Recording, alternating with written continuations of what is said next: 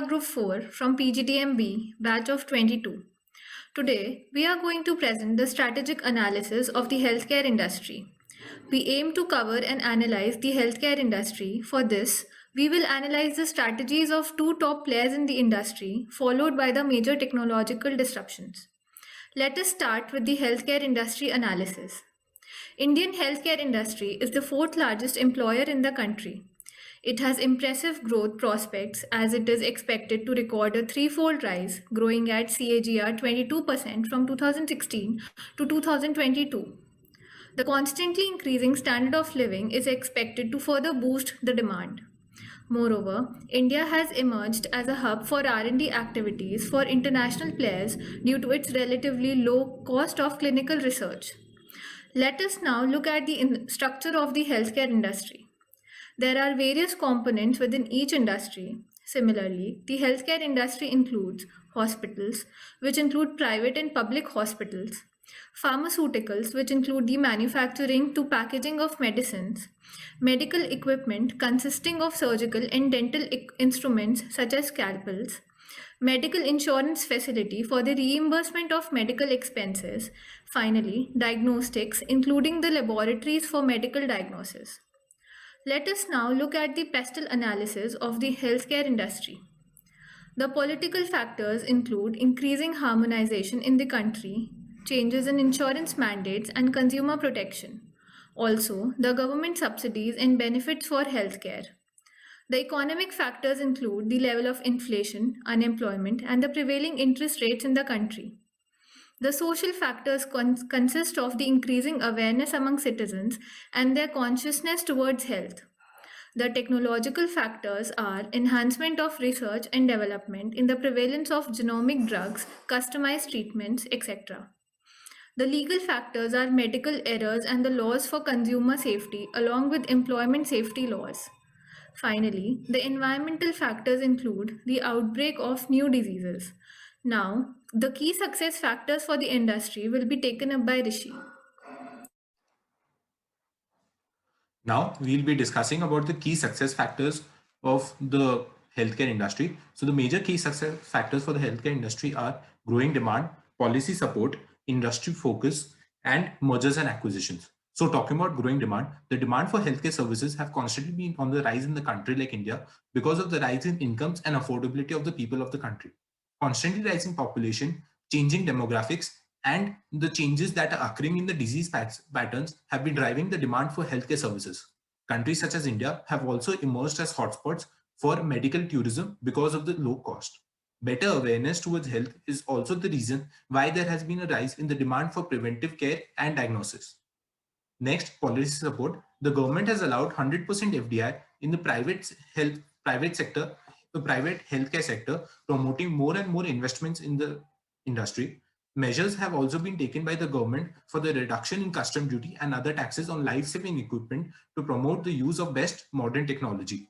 The social healthcare expenditure has also been on the rise, with the government planning to invest over $10 billion for the healthcare services under the National Rural Healthcare Mission. Next focus. The primary focus has always been on expanding the R&D and the distribution of medical services. India has emerged as a hub for R&D activity of international healthcare companies. The advancement in medical technology has promoted the use of more and more machines in the sector. Even in the current pandemic times, India has been recognized for providing medical support to various countries around the world. Next, moving on to mergers and acquisitions, the policies towards encouraging FDI tax benefits and other favorable government policies have attracted investments from foreign players and venture capitalists. There has been a rise in the domestic private sector investments as well in the healthcare sector.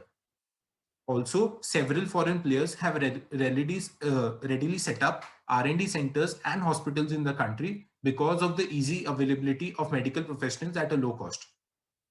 Next, moving on to the healthcare industry. So we'll be talking about two companies in the healthcare sector, and the first one is Sun Pharmaceuticals Limited. Next slide. Sun Pharmaceuticals is an Indian multinational pharmaceutical company based in Mumbai, Maharashtra, that is known for manufacturing and selling pharmaceutical formulations primarily in India and the United States. Sun Pharma was founded by Mr. Dilip Sanghvi in 1983 with just 5 products for the treatment of psychiatric ailments. Today, it is India's largest chronic drug manufacturer and the market leader in psychiatry, neurology, cardiology, and so on. The largest market for the company is the outside India is the US, contributing to over 50% of the country's turnover. The country has manufacturing plants in over 26 countries around the globe, including the US, Canada, Brazil, and India. The Recently, Sun Pharma acquired Ranbaxy in 2014 and became the largest company in the pharmaceutical sector, the India's and the fifth largest generic company around the world. Next slide, talking about Sun Pharma's financials. Nearly 69% of Sun Pharma's revenue come from the market outside India, that is mainly the US. The revenue surplus for Sun Pharma in the financial year 20 was 45,000 crores, while the income stated by them was 33,500 crores. In the latest annual report, the company stated a net profit margin about 25.62% and return on equity of just above 13%. The company has observed a CAGR of 7.9% over a 10-year period. Next, my friend Milind will be carrying over. Now we're going to look at the Sun Pharma's mergers and acquisitions and its timeline. So Sun Pharma was basically set up in 1983 in Gujarat. Since 1996, Sun Pharma purchased a bulk drug. It has been acquiring various companies and forming joint ventures to provide various facilities. In 1996, it purchased a bulk drug manufacturing plant at Ahmednagar from Nor Pharmaceuticals and MJ Pharma's dosage plant at Halol. And currently, both these plants are US FDA approved. In 1997, it acquired TDPL based in Chennai, mainly for its gynecology and oncology brands. Many of the Sun Pharma's acquisitions were known as distressed asset buyouts, but their focus had been to bridge the critical capability gap. In the long term, it resulted in higher return on investment, increased global presence, and a wider product portfolio from tablets, capsules, injectionables, and specialist APIs. Now we're going to look at the business strategies of Sun Pharmaceuticals. So the first business strategy is the cost leadership. Sun Pharma has focused on maintaining the cost leadership through vertical integration and leveraging the economies of scale. Significant portion of the production pipeline of drugs has been backward integrated through the in-house API capabilities, which results in lower cost of production. Its focus is to provide the complete range of products from the APIs to over-the-counter medicines. Moreover, with a huge range of generic medicine in its portfolio, Sun Pharma has been able to produce larger quantities and lower cost of production. It has also leveraged and enhanced its production process with the technological advancements, thereby optimizing the operational expenses. The second one is the differentiated products. The Sun Pharma is one of the top companies that heavily invests in the R&D facilities. In financial year 2020, it invested nearly rupees 200 billion, which is nearly 6.6% of its overall sales in research and development. It focused on developing complex and specialty products such as APIs, NDDs, and NCEs. So now we're going to look at the second company of our presentation, that is Narayana Hrudayalaya, which is currently known as Narayana Health. Now we'll look at the introduction of the Narayana Health. The Narayana Health is a chain of multi-speciality hospitals which is headquartered in Bengaluru. It operates one of the largest telemedicine networks in the world. It has a chain of hospitals, heart centers, and primary care facilities across India, which offers specialty and tertiary care facilities covering a wide range of specializations, including cardiac, cardiology, surgery, and gastroenterology. The hospital chain caters to over 2.6 million patients annually, and nearly 40% of them need financial assistance.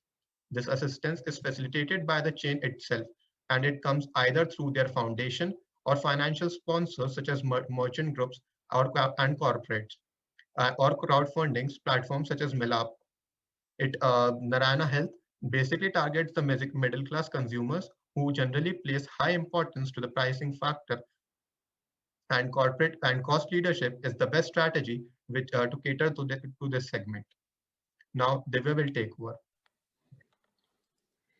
Coming to the timeline, Narayana Hrudayalaya was founded by Dr. Devi in 2000 with the mission to take affordable healthcare to people. He later initiated the concept of micro health insurance scheme along with the Karnataka government. In 2008, it had raised 400 crores from JP Morgan and AIG, and in 2013, the company officially changed its name from Narayana Hrudayalaya Private Limited to Narayana Health. The company obtained JCI accreditation from HCCI's multidisciplinary hospital in the Cayman Islands in 2014, and it was sold in November 2016 to Leela Private Hospital Limited by executing a share purchase agreement for the sale of all its shares. It got its security listed on BSE Limited and NSE in 2016. During the year in March 2016, the company got completed the initial public offering through the offer for sale by existing shareholders and was valued at over 1 billion US dollars. In 2017, the company acquired New Rise Healthcare Private Limited from Panthea Biotech Limited at an enterprise value of rupees 180 crores. In April 2019, the hospital chain rolled out a unique hospital information software. It has been created over the past year. Over the next 2 years, the company tends to have paperless hospitals. Narayana Hrudayalaya has three success line business hospitals. Cardiac hospital to fulfill the need and attract the mass by providing below cost care through Karuna scheme and NH Trust, maintaining infrastructure, medical facilities, and retaining specialist doctors. Second is Yashaswini insurance scheme to compensate the debts and earn more revenues rapidly. The third is the health city to expand the business and to target and segment all in one place to retain its competitive advantage. The company uses cost leadership strategy that allows it to expand the market share by targeting the middle class, which makes the largest proportion of all overall consumer market mix of the country. Middle class consumer generally place high importance to the pricing. They have single equipment maintenance partner, which makes them have equipment available at all time and quick service in case of emergency. It also has strategic alliance with many companies, helping them to negotiate directly with the equipment manufacturers. It does not buy all its equipment and leases some of it on pay-per basis, which helps in keeping capital costs low. It uses economies of scale by buying in bulk in majority of their expenditure in R&D and in not manufacturing. The hospital has set up centrally buying units and standardized purchase of consumables and devices, which cuts the inventory cost by 15 to 40%. It invests a lot in technology through ERP system and high-end MRI machines. This not only cuts initial costs, but it also increases easily scalable. NH also mines data to raise quality levels in real-time data and adopts a asset-light model to use machinery on revenue share basis. Coming to the financials, the company had high net margin ROA, ROE, and ROCE from past 4 years, but they reduced in 2019. This can be accounted to the fact that company was in debt due to its acquisition, but it revived its operation in 2020 and its financials started to improve. Now, Rahul.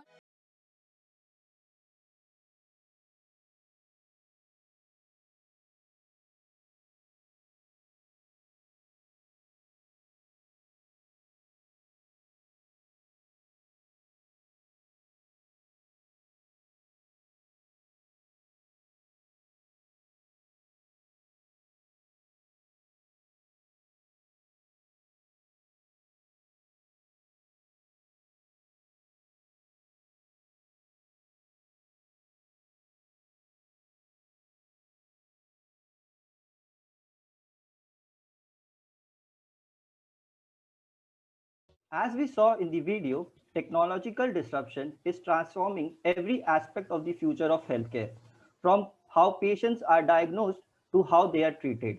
Cutting edge technologies like artificial intelligence, Internet of Things, or 3D printing are no longer a science fiction fantasy. They will enter the healthcare market sooner than we think. By estimation, life expectancy will be 4.4 years higher for both men and women around the globe by 2040. High-tech healthcare will no doubt play an important role in achieving that number. The healthcare industry was already evolving at a rapid pace. The COVID-19 pandemic has accelerated this transformation by adoption of digitalization and teleconsultation. The future of healthcare lies in working together with technology, and healthcare workers must embrace emerging healthcare technologies to stay relevant in the coming years. Now we'll look at the potential of AI and robotics in healthcare. Just like in our everyday lives, AI and robotics are a part of our healthcare ecosystem too. We have highlighted 8 ways that showcase how this transformation is currently underway. AI increases the ability for healthcare professionals to provide better feedback, guidance, and support for staying healthy. AI is already being used to detect diseases such as cancer. AI is improving the big health data with appropriate and timely decisions.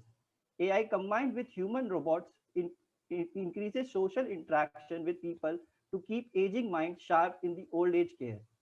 The latest advances in AI will streamline the drug discovery to significantly cut both the time to market for new drugs and their cost. AI can help clinicians to take a more comprehensive approach for disease management and treatment. Now we'll look at the digitalization of COVID-19 pandemic and how this pandemic has helped to accelerate the healthcare industry. Digital technologies like mobile healthcare and have streamlined the process of online booking and appointments. It is an integral part of telemedicine and also helps in maintaining patients' vital signs. Healthcare wearables like smartwatches with health monitors, Fitbits, health bands, and headgears are flooding the market. Electronic medical records have been implemented in many Indian healthcare centers to avoid medical errors and improve efficiency. Healthcare providers such as hospitals and e-pharmacies have integrated teleconsultation platforms and scaled up their digital offerings. Now my friend Disha will take you through the further disruptions in the technological sector. There is no number one way to succeed in the future. Success is dependent on a balance of iteration, innovation, and disruption. Disruption basically means doing things that the new so that the old ones are obsolete. Genomic medicine is an emerging medical discipline that involves using genomic information about an individual's as part of their clinical care, like in diagnostic or therapeutic decision making. It is basically creating a huge impact in the field of oncology, pharmacology, rare and undiagnosed diseases, and infectious diseases. Talking about augmented reality software that injects non-existent objects into our physical world. Augmented reality basically brings new therapies to life by combining virtual and physical worlds. Using the disruptive technology, brand terms and content providers can give their field force a better way to engage healthcare professionals. IoT, or the Internet of Things, has enabled remote monitoring in the healthcare sector, which is empowering physicians to deliver superlative care to the patients. Moving on to the next slide, that is the big data and language processing, which is helping the pharmaceutical industry to have better disease understanding, better drug design, detection of serious adverse events, improved HO and medical test forecasting, comparative effectiveness, prediction of future disease trends and locations, identification of undiagnosed patients, real-world patient data. Machine learning and advanced data analytics is helping in ideal drug compositions and design. Drugs that developed are highly commercially viable. Talking about 3D printing, it is one of the most positive disruptive digital technology that has come up. 3D printing's major benefit lies in the production of small batches of medicines, each with tailored drugs, doses, shapes, sizes, and release characteristics. The manufacture of medicines in this way finally lead to the concept of personalized medicines. And thus, healthcare industry was already growing at a fast pace, and the pandemic has made the society realize the importance of advanced healthcare. India will definitely play an important role in the future of healthcare industry. This is all from our side. Signing off, Group 4 PGDM, batch of 2022.